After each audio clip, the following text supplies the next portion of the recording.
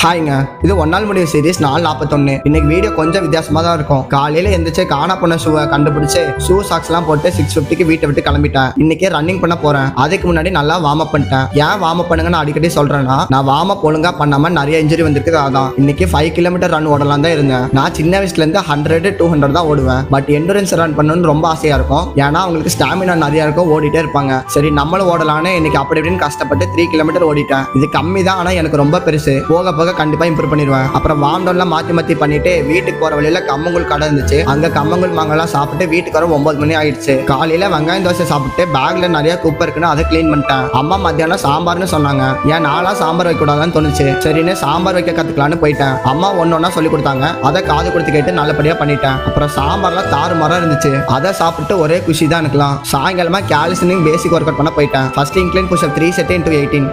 அப்புறம் நீ push up 3 set into max. லாஸ்டா negative push up 3 set into 8 பண்ணிட்டு ஓட்ஸ் போட்டு சாப்பிட்டு தூங்க போயிட்டேன். சரி ஓகேங்க, இன்னைக்கு போயிட்டு வரேன். நாளைக்கு பார்க்கலாம். டாடா.